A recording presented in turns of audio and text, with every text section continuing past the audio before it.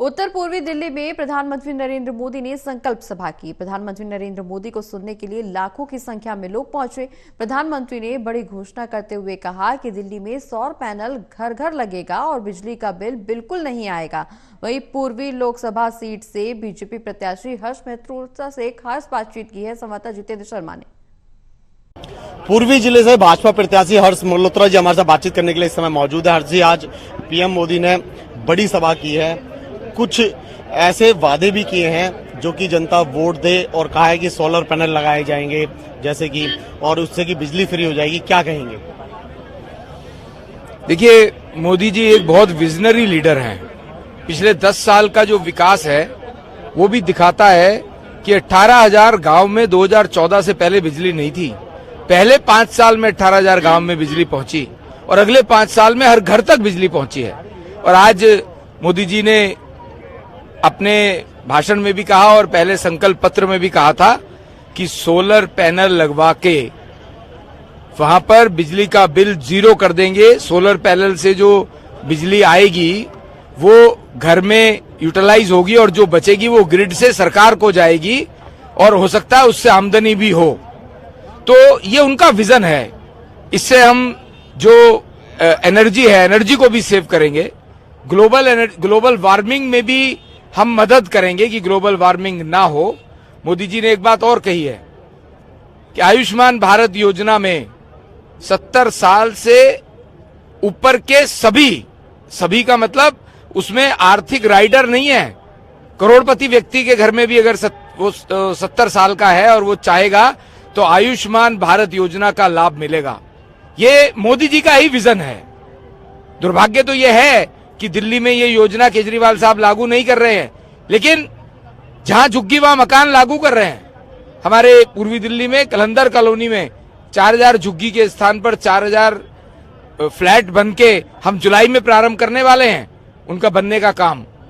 तो मैं मानता हूं कि मोदी जी का जो विजन है वो इनकम्पेरेबल है और आज मोदी जी विश्व के सर्वमान्य नेता हैं और वो तीसरी बार फिर प्रधानमंत्री बन रहे हैं। तो देखिए, केजरीवाल का साफ तौर पर ये कहना है कि चुनाव के बाद 18 साल से ऊपर की जितनी भी महिलाएं होंगी, 18 साल से लेकर के सबको 1-1 हजार रुपए दिया जाएगा।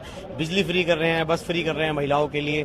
तो क्या लगता है, जिस तरीके से आज लाखों की संख्या में भीड़ उमड़ी थी मोदी जी की वजह से, तो क्या लगता है जनता अब विश्वास जमा पाएगी इन बातों पर जो केजरीवाल कर रहे हैं? आपने उनके पानी फ्री की बात नहीं कही, मैं कहता हूँ दिल्ली की, पूर्वी दिल्ली की जनता उनसे ये पूछ रही है, हमें पानी फ्री नहीं चाहिए, हमें पीने का पानी साफ चाहिए, हमें पीने का पानी चाहिए।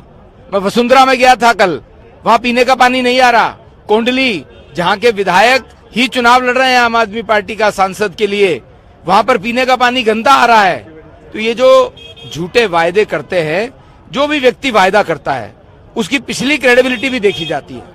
इनकी पिछली क्रेडिबिलिटी में 500 स्कूल की बात पूरी नहीं हुई है, 5 स्कूल भी नहीं बने हैं।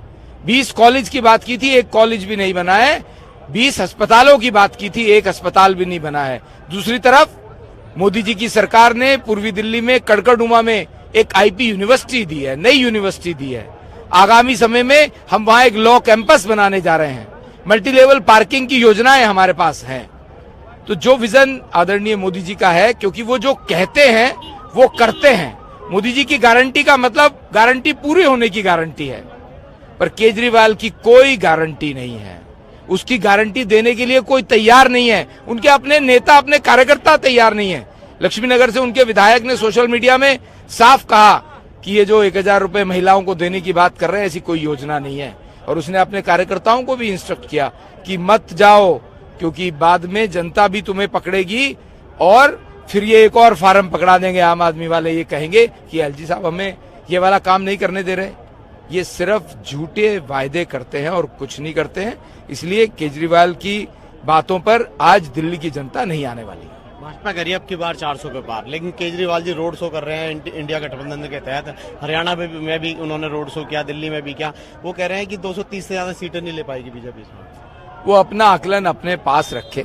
वो सिर्फ ये बताएं दिल्ली में उनकी कितनी सीटें आ रही हैं। मैं बताता हूं, दिल्ली में एक भी सीट नहीं आ रही है, 0 सीट उनकी आ रही है और 7 सीटों पर कमल खिलने वाला है।